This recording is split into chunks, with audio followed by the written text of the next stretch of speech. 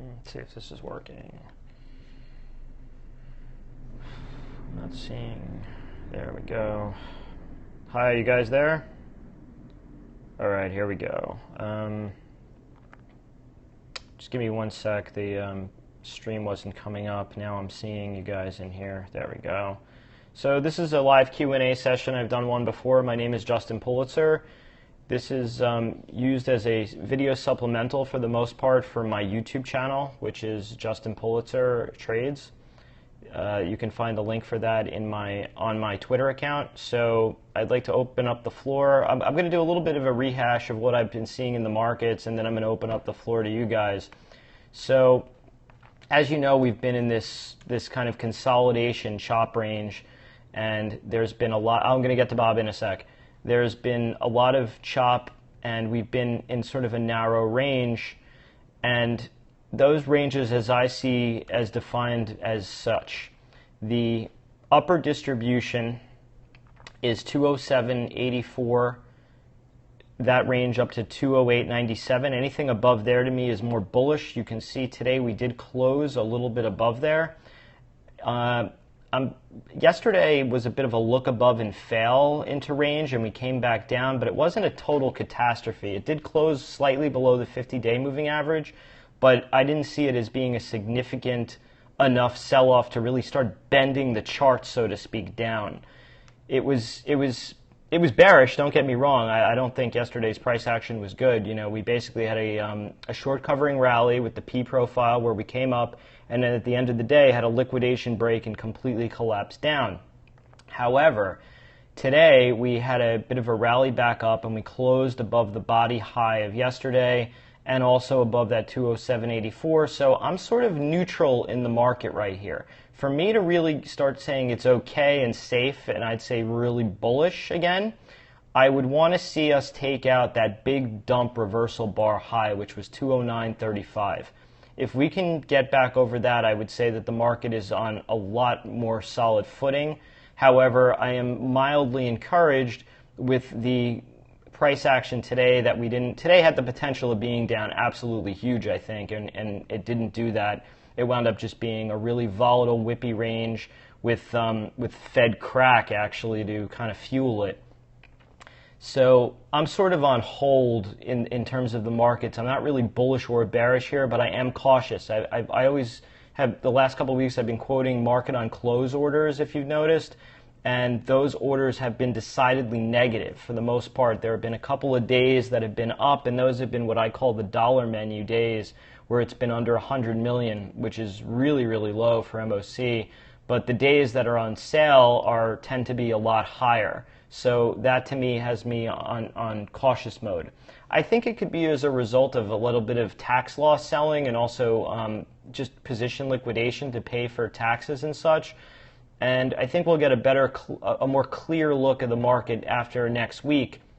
However, I do think that it is on a bit iffy footing. So what I've been suggesting people do is to reduce your position size, play smaller, play with a more narrow time frame. Like, don't look for the longer swing, just look for maybe a day or two's worth of price action, and to aim smaller. Like if you're looking for a 10-point swing, maybe just look for a 3-point swing. And kind of this is the philosophy, you know, that of aim small, miss small. So that is my philosophy right now on how to trade markets like this. So with that, I want to open up the floor a bit to some of your questions and address them. So please start streaming them. I'm not seeing anything come through right now. I saw a few before. I hope this thing didn't junk out on me here.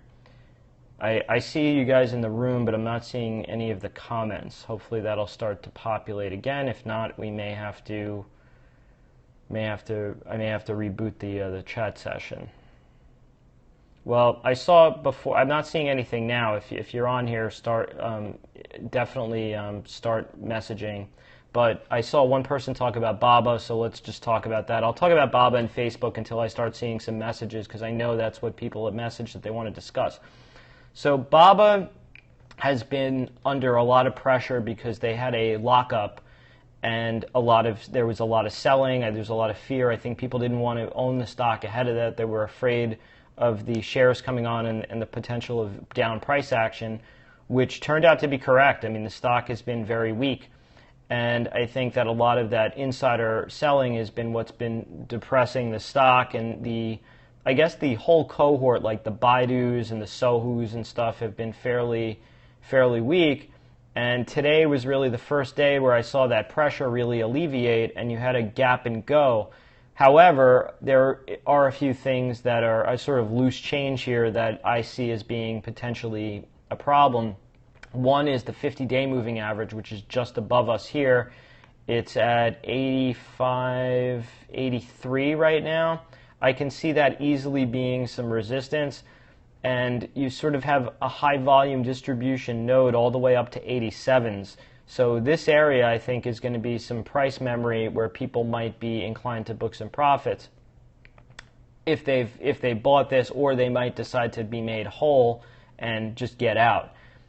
I'm a little bit I'm not as bearish as that. I do think that the stock has some room to the upside. I've been looking for a test to 90. Really the key levels I see in front of us are that 50-day moving average, which I mentioned, 85, 83. The gap down range low. There we go. Now I'm starting to see it. Okay, there we go. I'm seeing all this. Lulu, Baidu, Netflix. Okay, we'll cover a bunch of those. So the low of the gap down was 87.36. I see that as being some resistance, and really what I think is going to be an issue is the IPO. I'll tell you about Priceline. I see the IPO day range as being where the real resistance is going to be, and that's anywhere from 89.95, my 90 target, all the way up to 92.70. So if you bought the dip or you're long, that's where you want to start liquidating, in my opinion. Let's hit Facebook. So Facebook is trading very typical to form. It has this huge run up, a few days, like this 4 or 5 days up. It goes gangbusters, makes a new high, and then it's met with sellers, and it comes straight back down. However, right now, we had a bit of a look below and fell, and that was 2 days ago, and then that basically looked down. It looked into that 80s range. I've said that I thought that 80 area was going to be the support now, because that was so much resistance. That 80, 81 area was so much resistance. Remember the last time we came up here, and then finally to get up through there into 82s was really difficult, but it was able to punch through ultimately. So I see that area as being key support. If we do lose that, I think that the play could be potentially down to the 50-day moving average, which is currently 79.21. I would be all over that for right or right out plays. I often affectionately refer to it as row on the stream. So it would be row or GTFO if that doesn't hold. But I do think that we're dealing now with higher highs and higher lows, which is the pattern I like to see. I know you guys have heard me talk about Facebook and where I think it's going. I think it's going over 100. I don't know what the order is going to be. It may need to correct first and then get there, or it may just kind of chop sideways here into earnings and then go. I did not like the price action yesterday. Today had actually the potential to be a big down day. In the past, it sometimes has taken a few days before that down action has happened. So I'm just a little bit cautious here. I do like that we're over the 20-day moving average. I won't be able to show charts on here, unfortunately. The charts are going to be in the weekend updates. The Periscope is just me talking, so I will be able to answer questions. That's why I actually would prefer to keep the Periscope a little bit more fundamental rather than technical driven, although I do tend to be more of a technician. So if we have any of those types of questions, I'd be happy to answer those as well. But anyhow, let me finish up on the Facebook. I like that we held over the 82.17. We're above the 20, and we're above the 50-day moving average. I would be currently, I think the better way to long versus the 20 is okay. Yeah, I think the better way actually to be long both Facebook and Twitter, believe it or not, is to be short out of the money puts. With Twitter, I like the 45 or below strikes. It did have a bit of a breakout. Today it got pre-market. I had tweeted out that 53.64 was a sale, and I hope a lot of you guys took it because the stock was a full buck below that at some points during the day today. if Twitter is going to remain healthy, I think 48 to 50 is the key level, the key sort of range now. I think you can buy the dips right or right out there. 50 was tough to get through, and now it should act as the support. So I like selling out of the money puts. 48 strikes or below, 45 strikes or even better. Facebook, I like 78 or below. If you've got the huevos rancheros, you can do 80s, but for my taste, I like 78 or lower. So that is my take on Facebook. Someone asked me about Priceline. Priceline, I think my analysis, I didn't look at it today, but let me look. My analysis is really the same on Priceline. It held that 50% fib. It basically was a gap fill. It held the 50 and 100 at MA confluence. I really would like to see Priceline take out the earnings gap run high and break the channel. So for me, the safer bet with Priceline would be to break that 1264, and I think that if we can get above there, then the stock is more of on more solid footing, or to buy it down by the channel low, which is currently a little bit below the previous lows, down in the 970s. But the safer bet to me is to play that on a break, like we're seeing in Tesla now. Tesla is breaking the down channel, and I think that the path of least resistance for that is, for the moment, up. If we start breaking back into the channel, then I'll start getting a little bit more cautious. Are there any other questions that you guys have that might not be as technically driven? Because I know you can't see the charts. Maybe something a little bit more fundamental.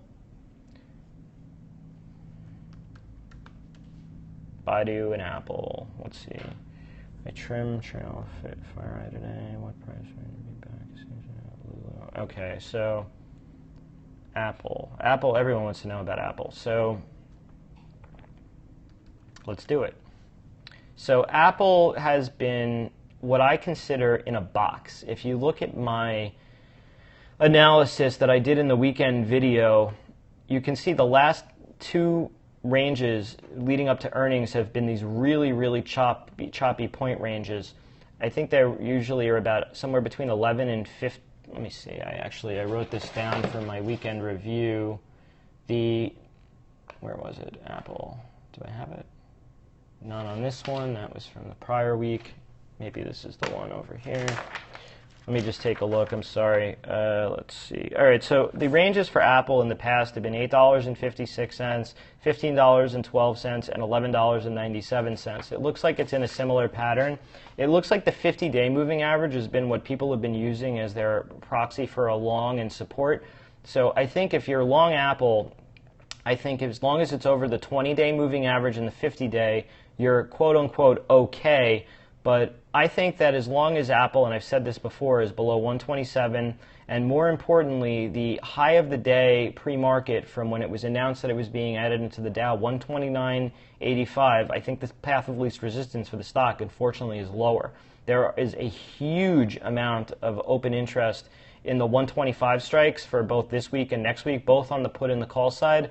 That may be a sort of like a weight to hold it back, but it may also be a support in the fact that it might not violate that put strike to not make those people, the bucks. I've been looking for Apple to be just choppy and to work off some of the excess that it's had. So I think that the price action that it's had is somewhat healthy. The kind of the big what if with Apple for me is the fact that it got the big 1.618 Fibonacci extension to 128.97. That may very well, believe it or not, have been the peak of the stock for like forever. At least for a long time. It could potentially, if the market really gets dicey, believe it or not, come down to 95 or 100. That is the ultimate risk of where the stock can go. There are plenty of levels in between here and there, so it's not like you're going to just wake up one day and it's going to be down there. I would see that the 119.75 level, if it starts getting below there, you know that the stock is probably under a lot more pressure than is healthy, because it's now broken into another part of the range. If that happens, the middle point of that range should be support. So I would see also with some channel support. So that, to me, if that came down there right currently, that ranges anywhere from between like the 114s down to the 112s. So, and you have, of course, the gap fill down into the 109s. So that whole area is going to be a lot of support. So if you want to play Apple, if you want to play it long, What I would suggest doing, the safer way to play Apple, is to sell out of the money puts. Again, the only issue with doing that currently is you have to be careful with the series that you're in, because there's very different IV, implied volatility profiles in there, meaning that Apple's around 25, 26 is sort of like middle of the road IV for Apple, and that IV is going to get jacked as we get into earnings, as people are positioning either long or short or hedging. So what I would do is I would look for one of those series that if you could catch it mid 30s or even low 40s, if you can sell premium in there, like let's say you're long, you can sell some out of the money calls or as hedges. You could also buy put spreads or put ratios as hedges, or just sell the puts as a long proxy. If I were going to do that, I would suggest below 115 strike, somewhere between 109 and 115. I think that area is safe. I think that if Apple comes down, there's enough people that missed Apple the first run up, and they'll try and buy the dip. So I don't really see the danger of Apple having some type of a collapse at the moment. We're also not really in that type of a market. I mean, it's just a push me, pull you type of market. It's not that initiative selling. It's been more responsive. Like if you look today on that Fed spike, that herky-jerky, insane action, what did it really do? We looked below the low of day by like a few ticks, and then snapped all the way back up, and then just missed the POC by like, where did it hit? The high was, yeah, I mean, it missed the POC by a tick, by 0.25. That is not initiative selling action. That's responsive day traders. So once you start seeing the real big money coming in, although we are starting to see some signs of them with the MOC, with all the on close orders, you'll know it. I mean, it'll be those gap and go days where the market opens down 100 and then is down 300 by the end of the day, and then the next day there's either a little to no bounce. That'll be the sign that the market is really, in my opinion, changing, and that's not what we've seen yet. What were some other ones I saw you guys had mentioned? FireEye, I saw that on the stream. FireEye is one, actually. I don't like their management. I had discussed Lulu. I'll do Lulu next. I don't like the FireEye management. I do, though, like this. I do actually like the stock, though. I like it lower. The stock this has been the issue with the. Let me write some of these down as they're coming up. Netflix, and someone wants to talk about the VIX. So those will be the next few that I do after Lulu. So, and I'll do Baidu in a minute too also. Let me put that one on there. All right, so let's hold it for symbols for now. I got 1, 2, 3, 4 to go plus the one I'm on. So give me a couple of minutes. So what I see with FireEye is I like the story. We had the Russian hacking the other day of the State Department.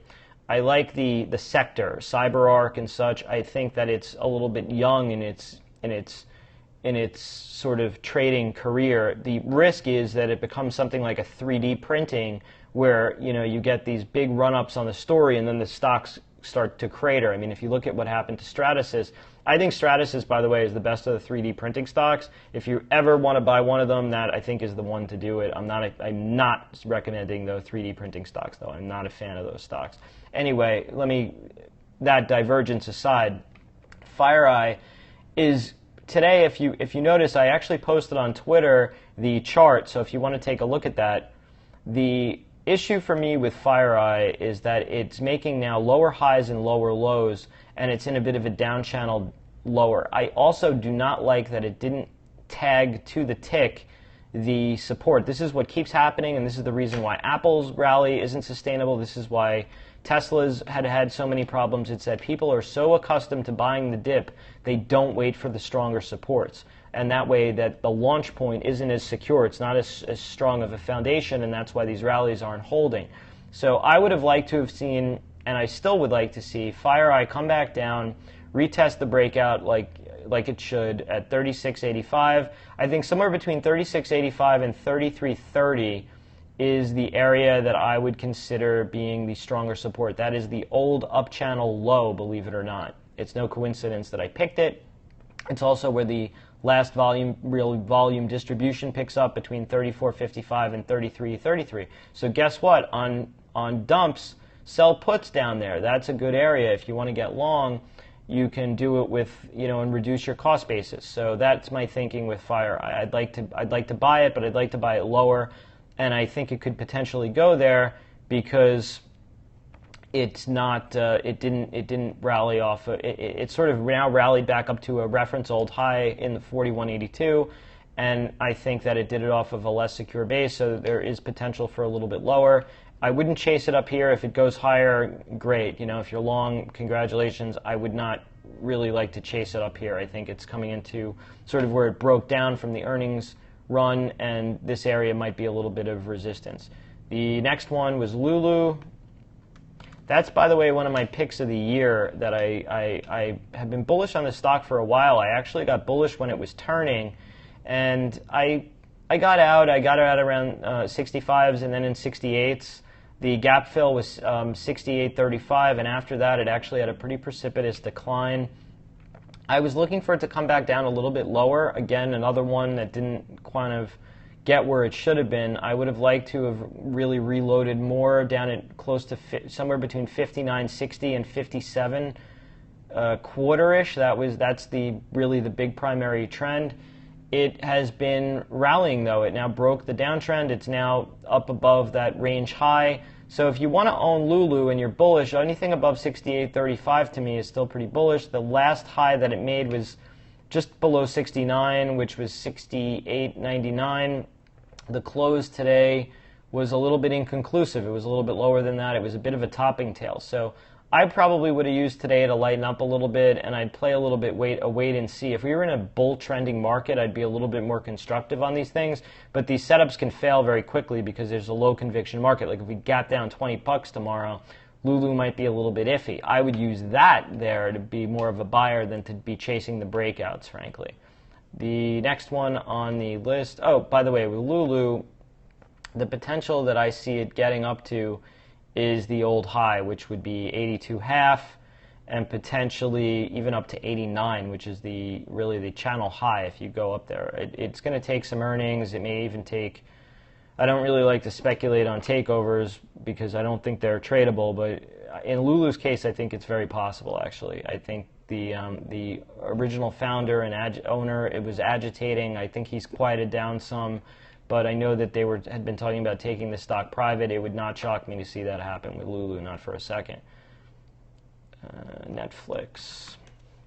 Netflix held really where it needed to hold in the 412 area. I had actually been playing this with a put ratio. I had been with the lower strike being 380. That's going to go to 0 here. It's no big deal because it didn't cost me anything.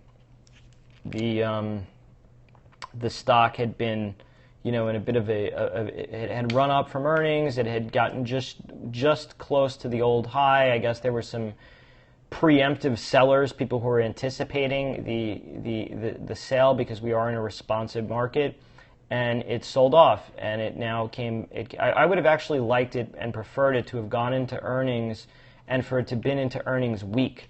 Like if it was coming down and it was sort of just chopping around that 412 area. You had a reversal 2 days ago. Yesterday was a downtrend break, but it closed inconclusively with a doji and held the 200, and then today was a gap and go.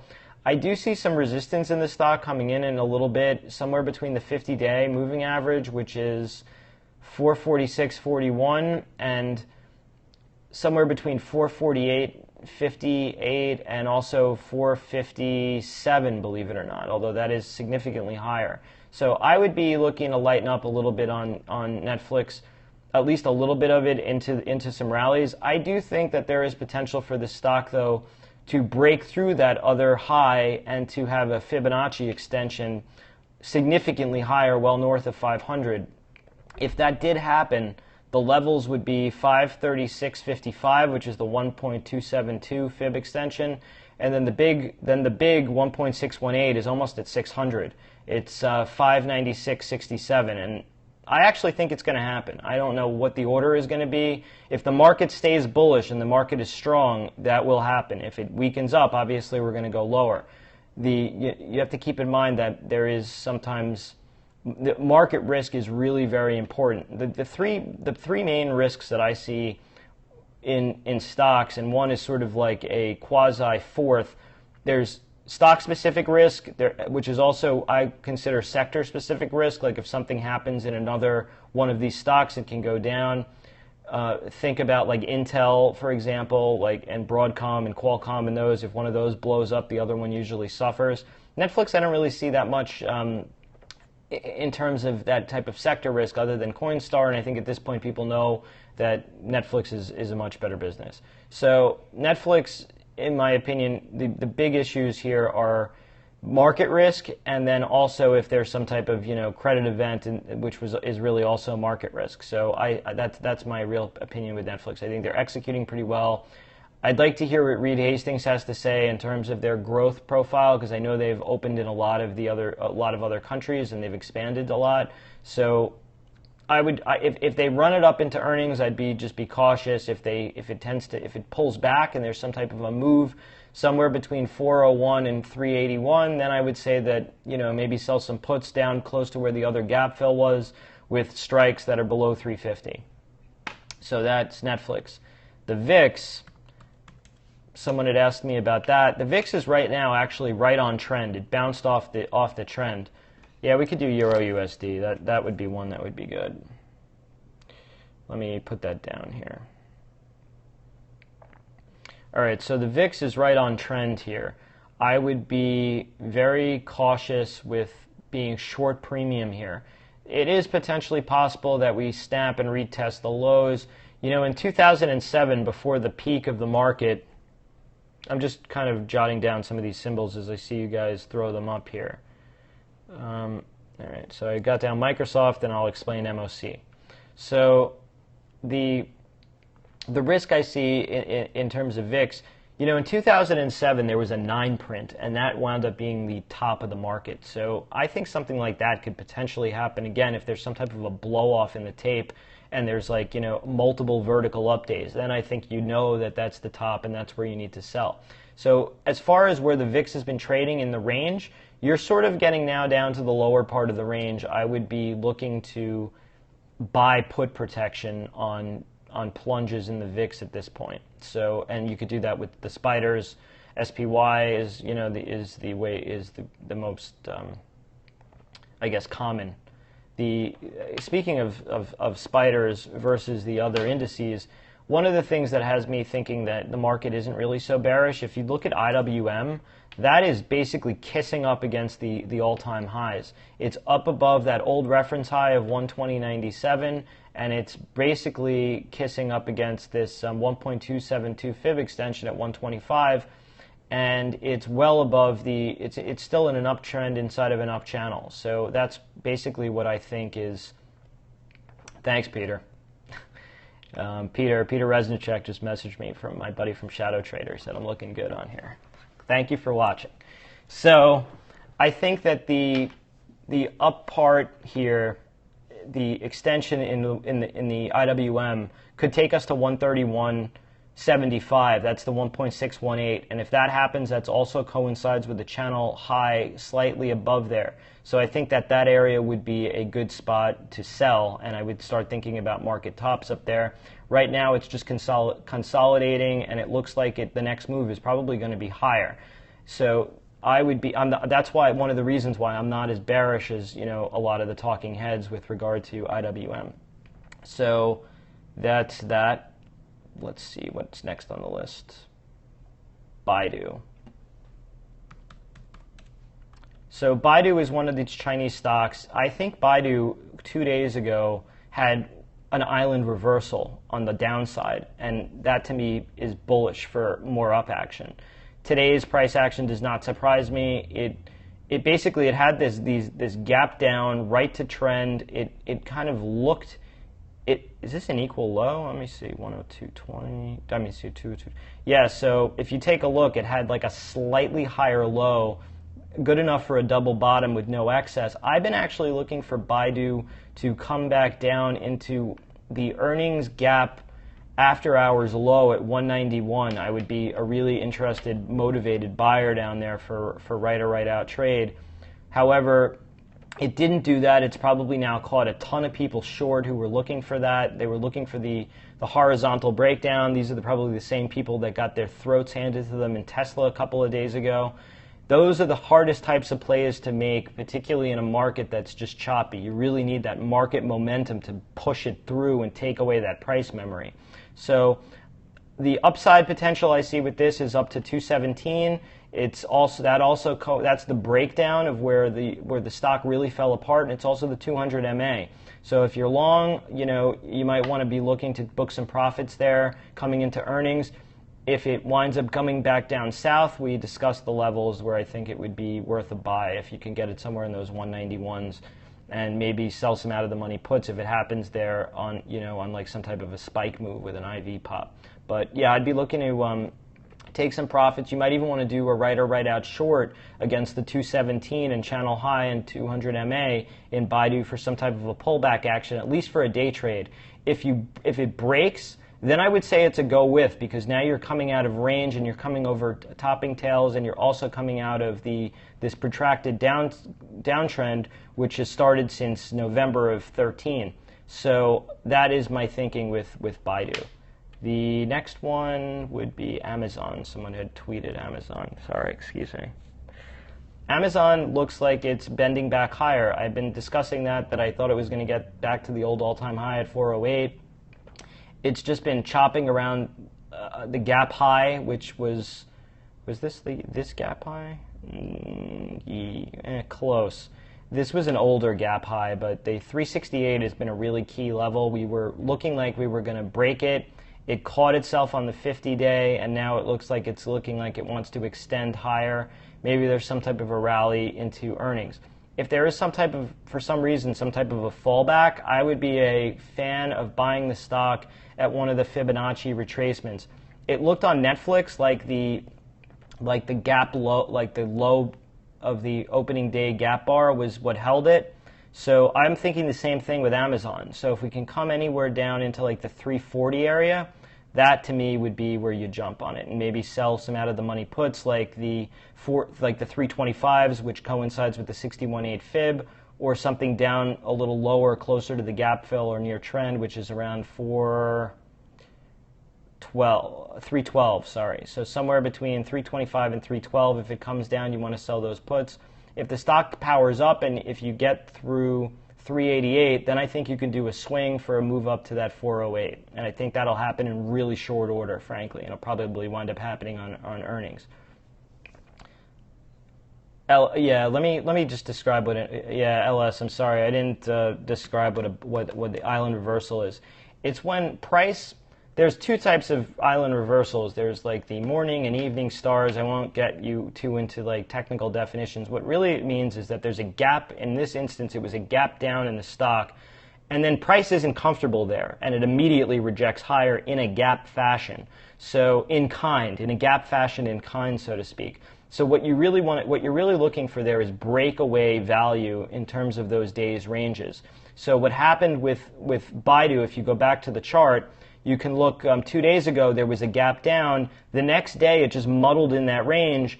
And then today, it just ripped up because you caught all those people who probably they were probably playing for the horizontal breakdown, and they had their stops roughly right above the high of the day, and for right or right out type of trade. And what happened was they didn't get rewarded with still lower prices. They couldn't find sellers behind them to take price lower. So what happened? They hit the button and they covered once they saw that once it gapped against them, they just hit the probably buy to close button all at once in unison, and the stock ripped higher. That's what happened. It could also happen in the exhaustion. It's more of like an exhaustion gap. Like if something has been up for multiple days in a row, and then there's news or something, and it gaps up, like kind of like what happened with IBB and Biogen IDEC. It had that big gap up, and that wasn't the smart money buying. Those were the chasers, the capitulation of all the last shorts,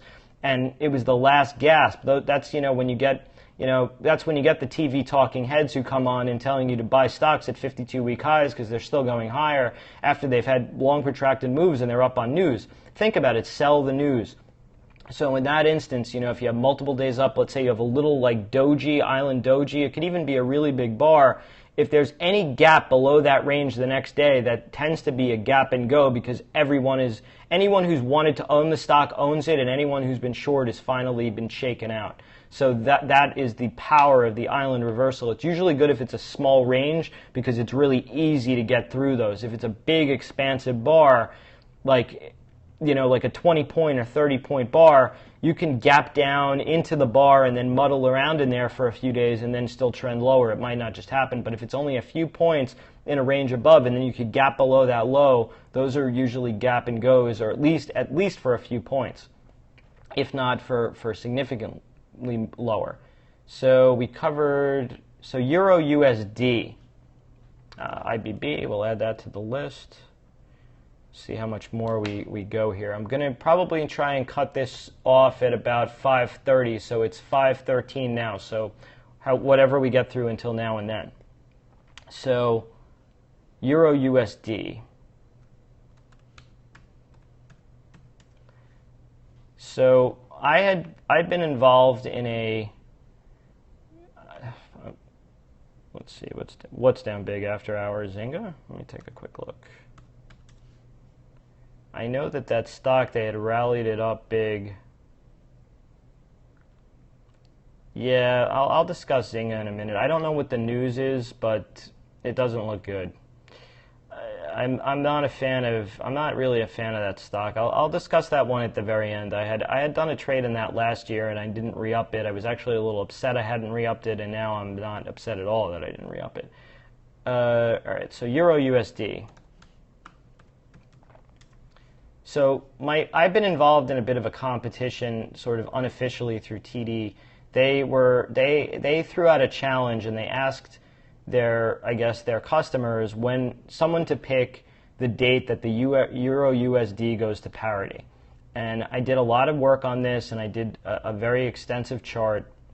And my answer to them at the time was that there would be no parity at the time, because the channel low was above parity. It's been in a long protracted channel. Like if you put this thing on a weekly chart for multiple years, like I'm looking on right now I'm on the 10-year weekly, you'll see that it's been in this protracted down move, and I just basically artificially drew in a channel low. It roughly has held twice, and it looks like it bounced a little bit ahead of it here. I think that there's potential for the Euro USD to go back to $1.20, which is really where the breakdown was, if the Fed is going to stay dovish, which I think they will. However, this is a big however. It's potentially possible that we do come back down, retest that low, and even ride the channel low down. I don't think it's going to be a straight shot, because I think a lot of people keep playing for that, and they keep playing for the breakdown, and they're the guys who now don't have good trade location or good entry, and they're the ones that'll get stopped out very quickly if there's any type of a reaction in the currency. I do think, though, that it is going to go back to $1.20 at some point. I know that that's a pretty bold call. I'm known for making those on occasion, and this is, I guess, one of those instances. We may see the parity. We may see an overshoot first. I wouldn't be playing for that here. I mean, you're playing sort of toward the end for the last few cents, so that I'm not a fan of that. How I would be using this information is to look at companies that are going to report earnings that have a lot of foreign currency exposure. And the ones who are heavily exposed, who don't have good hedging programs, like Apple has a good hedging program, they might get their throats handed to them because of the currency exposure and the beatdown. However, if that happens to them, that might be a good buying opportunity, because I do think that currency risk is now largely factored in. Some of the stocks that have benefited from being domestic plays are companies like Under Armour. If you've noticed, that stock has rallied huge, and it's no surprise to me because they're mostly domestic. Most of their business is domestic, and they're benefiting from lower gas prices, and they're kind of getting the double whammy. They're benefiting from lower gas prices from a stronger consumer, and also benefiting from the weakness in the currency and people wanting to be more domestic. So that's my take on Euro USD. The other one, let's see, someone had mentioned Microsoft. I'm not a big fan of Microsoft for a few reasons. One, everyone on the street likes it, and they're all long it already. Two, if you're playing high-tech names, I don't think you're playing for a dividend. Like, who the hell is buying Apple, frankly, for their dividend? I mean, they made a big deal of this on TV. To me, it's an annoyance because it interferes with the options and it interferes with the stock when it's trading. But my thing with Microsoft is that they missed mobile. I think their products are garbage. I'm not a fan of any of their Windows products. I think Apple is far superior at this point, particularly with their level of integration with the iPhone. And the only division that's really growing and doing it, in my opinion, for them is Xbox, and they're losing money on it. So, plus you also have Google and Apple nipping at their heels with free apps for both the PC. Google has their Work suite, and then Apple has, they're giving away Pages and all those apps. I'll tell you, for the first time in a really long time, I bought a new computer and I do not have any Windows software installed. I'm using all of the Apple software. You can save PDFs and you can save your files to work with Windows. I don't find that I'm missing anything. In many instances, actually, I think that the Apple software is just as good, and for sure the same for Google. Like, most people are using Gmail at this point, and you can use any account to pop it. I know a lot of corporations are still using Outlook, but I don't really see the growth profile for Microsoft. That being said, some levels that I would be interested in some write-out play in Microsoft. It sort of hesitated. It came down pretty hard on their last number. I would have liked to have seen it get like 37.5. I would have been a buyer there. But I'm looking down at, believe it or not, at primary trend down in the lower 30s. There was a breakout at 32.89. I don't know if we necessarily get there. My guess is it'll likely find support if the market is strong before then. But I would be looking to sell some out-of-the-money puts if there's some type of a summer sell-off and it comes back down there. That, to me, would be the better write-out type of a play. It would also be a pretty big decline for a stock like Microsoft. I mean, it got to 50 and it came back down. But I am not a big fan of Microsoft. I mean, it could reverse here and make me look foolish, but I'm not a big softy fan, so to speak. But yeah, if it came back down to primary trend, then I'd be a fan. If you're currently long it, how would I play it? I would be looking. It stopped today right on the 100-day moving average, and you also have a reference low at 40.23. If it breaks that, it could get really skittish. The next stopping point I see is 38.98, and then also down to 37.5. That, to me, is the interim risk I do think it'll find some support there.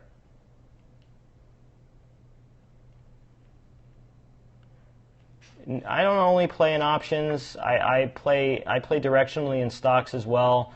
But in certain instances, like in Twitter and Facebook at this point, after they've had runs, I think the ability to get higher prices without earnings, so to speak, is a little bit harder. And I think the easier way to do it is to sell out of the money puts. Same thing with something like an Apple as well. But often I do play directionally. Let's keep going. No comment on TV networks. So let's see. That was Microsoft. Oh, so MOC. This is one that isn't so technical that I could discuss. It's basically just the amount of stock to buy on an aggregate and the amount of stock to sell on aggregate on close. And it's usually done by institutions. So those net out to either a positive number or a negative number, and they usually can influence the futures in the last hour, really the last 15 minutes of trade, which happens after the market closes from 4 to 4:15. I usually like to use the MOC as a gauge. Like, if I see it building big to the downside, like let's say it starts off at minus 100 million, minus 200, minus 3 and 4, and just keeps piling, I know there's going to be selling pressure at the end of the day. And if I have stock to sell, I'll do it before all those orders come to market. If, on the other hand, I see there's stock to buy and I'm in, let's say, a long swing position, I know that I kind of have the wind at my back, so to speak, and maybe I can get a higher price. Like if I'm playing, let's say, a shelf play and I'm looking for a pop out toward the end of the day, I know I have the market the wind at my back, so to speak, and I'll be more inclined to play for things like that toward the end of the day, the close. It also helps me position for the next day a bit. So that was MOC. IBB was one that you guys had asked me about. So this one has been, oh, the MOC numbers. You can find it in Trade Flash through Toss, but I use I'm friendly with this guy on Twitter, Mr. Topstep. He hooked me up with MOC as a favor, probably so that I would tell you guys about it. So yeah, Mr. Topstep has a service that has that. I know that yeah, I'll talk about crude in a second. I know that they'll be doing more with MOC in terms of Toss. I've actually been talking with some of their engineers over there, and I know they're looking to do a better job with MOC. So I would expect to see that majorly beefed up in the Toss platform. IBB has been hanging on, I would just say, to a up channel within an up channel and the 50-day moving average. That has been support now on 2 occasions. I would say if you came back down into there, that support will get compromised. It would also be from a lower high, and I'd be looking for some type of a short. And believe it or not, I'd be looking for the channel low, because this thing had a bit of a blow off top. So like if we rally up now and we make a lower high and this thing comes back down below, I think that there's a lot of room. I think that it could go down somewhere between, the first waypoint for me would be between 314 and 317s. I think in that area there would be some muscle memory, and I don't know if it would necessarily collapse. But there's, believe it or not, easily room down to 305, which would fill up the triangle, so to speak, to the last really big range. If it breaks there, then I see that there's room down to like 287s. So if we came down there, though, I would be an interested buyer. If we got down to 287s, I'd probably, believe it or not, if we came down to 305, be a put seller, because I think it would be a little bit harder to get down there. I think there would be a lot of bounces and chop. So just because of the volume that took place down there, and a lot of people who always are trying to buy, the Gileads and the Celgenes and stuff. So that's my opinion. I think that the IBB could go higher. It may want to resolve higher. The stocks that make up the IBB aren't very expensive. It's just a matter of momentum and sentiment lately. And I think that as long as it holds the 50-day moving average, you can play those stocks long. If it comes back below it, then I think you either have to be GTFO or you're playing them short. Excuse me. I played Gilead the other day short with shares. I shorted it on the break of the 98s, and I covered in the 95s. So, and then got stopped out on the balance once it got back up past 97s. So that's my opinion. By the way, Gilead I think could be a right or right out short against the, let me see, hold on, I'm getting a little dry here. So you guys got to tune in to watch me drink some water. So I think that the channel low and the 50-day moving average is 101.45. I think that if we can get up there, I was actually looking for it to do it today, and it never got the full touch. But today we did close again below the 200. So if you're long Gilead, I'd be a little bit cautious. Anything below 100, I've been saying that for a while, and for sure anything below the 200 MA, I still think it's in cautionary mode, and I think the path of least resistance is lower. If it gets above that 101.45. Then I think you can have possible move to 103s, then you're talking 105s, and then 108s would be the next levels. Those are the big ranges. But I mean, I think that a lot of people are frustrated. I think there's a lot of trade fatigue in this stock, and I think that there is potentially room to the downside. But that's why I always talk about right or right out trades. So like for example, let's synthetically discuss a right or right out trade here. If I went short the Gilead at 101.45 and that 50 MA broke, I would be looking to cover it somewhere between 102, probably if it got above 102.10. Anything above that swing high, I would start thinking the stock is starting to look a little bit more bullish, and I'd probably flip long. However, there's a big emotion reversal bar day here where there was a look above and fail. For me, if I were really going to be a Gilead bull, I really want to see it take those two bars. There was 2 reversal type of hammers there, and the high of that bar was 103.11. Excuse me. If you can get above 103.11, I would say you're starting to see the trend change, because now you're making higher highs. You just made a lower low from a lower high, so that's why I'm still thinking the stock is weak. If you can start making higher highs and maybe make some higher lows, then I would start bending and thinking the stock. I do think longer term Gilead's going to be bullish and it'll get back up to 108. I just don't know that it's not going to see 84 again before that. So that's just my thinking on that. So that's Gilead. So that covers what I have written down, guys, and we're getting close. Google, huge options play mentioned on Twitter. Yeah, let's discuss Google. So the Google play. Google, you want to tell you about Twitter and MasterCard? Let's see if we have. I only have a couple of more minutes to go, so I don't know if we're going to have time to fit all these in. So let's just cover Google here for the moment, and we'll see where we go from there. So. No tour through the living room, sorry. Please, Twitter. All right, so Twitter I had discussed. I said I thought that I'll do Twitter. I'll do Google and then Twitter, and then we'll call it a day here. All right, so Google, in my opinion, it had a double top, and I had discussed being long the stock over 545.41 to 553. And then I was saying that I thought that people had asked me where I thought the resistance was going to be, and I said probably between 577 and 580. And it got up there, and I had said to take profits. The stock promptly came back. It wound up holding the breakout range of that 553s.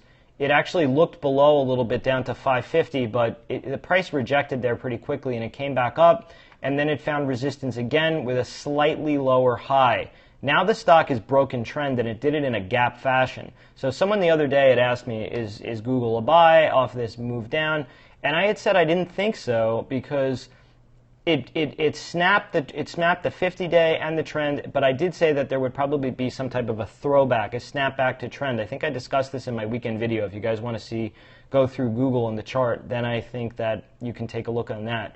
But I still see the stock as being weak. I would like to see it get back above the downtrend at the very least, and then also above that sort of don't pass line of the 553. You can see where yesterday, for example, we got right to the 50-day and it backed off immediately. These are all people that bought and are wrong in the stock. I think the problem with Google is that they have a lot of EU issues, European Union issues. They want to break Google up. Think about what happened to Microsoft when Gates had to retire. So I think that is really what's weighing. A lot of that is it's sort of deja vu. They also had pulled out of China, and they've also, for the most part, missed mobile. Facebook and Twitter are kind of running away with it. Google, I don't think it's enough credit for their YouTube channel, which I do think that they got for a good deal. At the time, seemed expensive, and they sort of marked some time for that, but in retrospect, it was really, really cheap. So I think that Google needs to kind of excite the market again. It needs to show that they have growth and they have a plan and that they're not just going to like float balloons to give people free Wi-Fi in Africa. So I think that's what Google is missing. I would be actually a buyer of Google if it comes down hard before the earnings again. Like if it can come back down somewhere between 513 and 526, then I would probably be interested in buying for a bounce. And the steeper and sharper the pull down, the better, in my opinion. If it's like a gradual,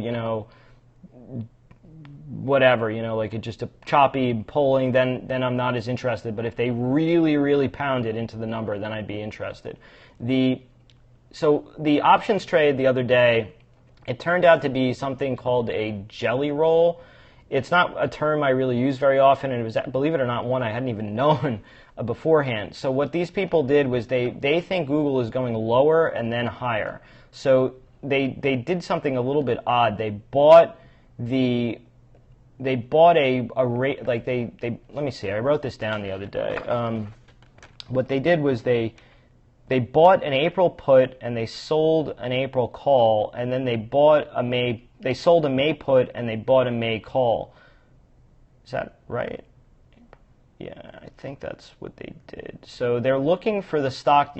So they're looking for the stock to go lower short term, and then later they're looking for it to go higher. So maybe they're doing, it was 550 and 580 the strikes. So I think that they're looking for the stock to go lower here and then maybe higher on earnings. This is not a way I would play the stock. I think they paid almost $30 to do this. This is someone who has a lot of money and who's who thinks they know better than the market in this instance. And you know what? If they have that kind of bucks, they probably do.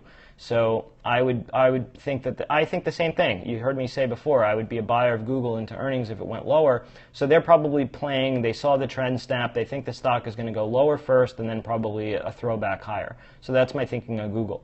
I'm going to cover Twitter quickly, and then I think we're going to wrap up here. So Twitter, I think, has just been in a range. It has a lot of sort of overhead supply in it that's been weighing on the stock.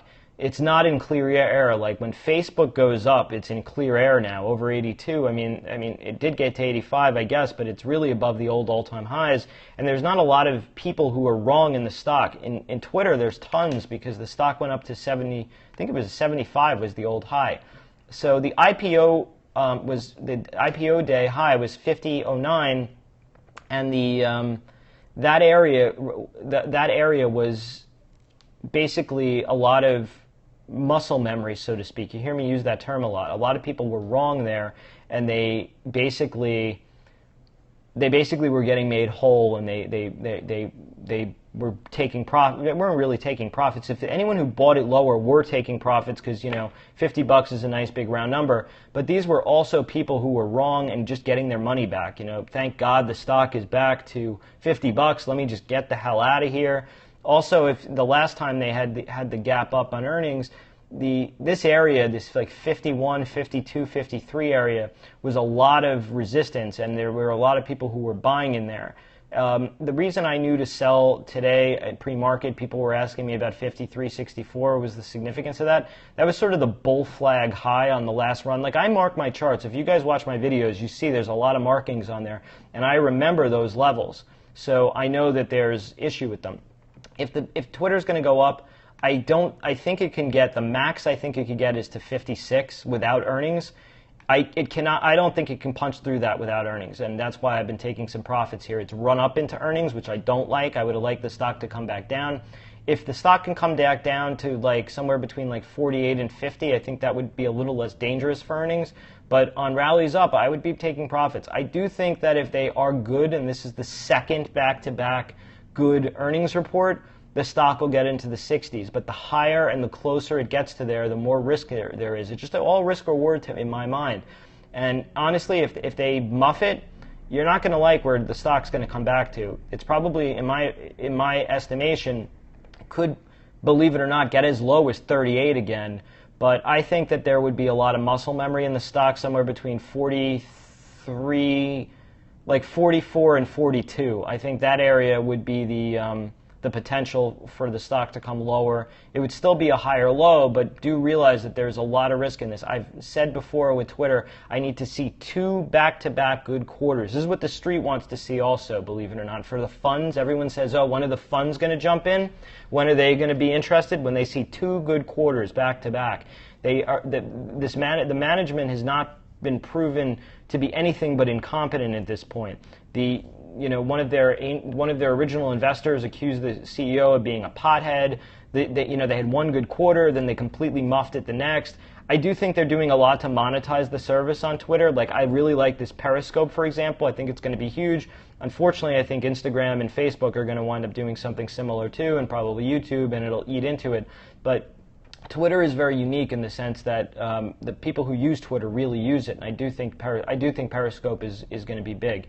So I think that has what's been propelling has been the catalyst to propel the stock. That they think that this is going to be good for sporting events and maybe some ways to sell ads. I have seen them trying to sell more apps on there, like links, like they do on Facebook to iTunes. So longer term, I'm a bull on Twitter. I just am very, very cautious if it keeps running into the print.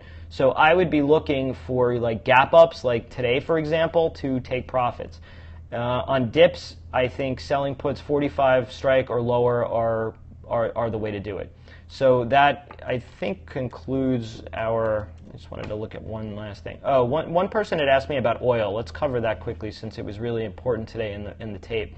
So oil, I'll cover oil also in the weekend update so you guys can see the chart. But it basically had been in an uptrend. It made a bit of a lower low, and then a few days ago and also yesterday kissed the backside of the prior uptrend line and also that 54.24 resistance. So I think that I think oil probably, it's going to be a little bit of a controversial call, but I think oil may have seen the worst of it here. I know a lot of people on TV are talking about it seeing the 30s and the 20s, and it's possible there might be some type of a move back down. There are some reference levels. I'll discuss those in the weekend video. But I would use the 50 MA here as a litmus test. If you want to play long oil, just use the 50 MA here.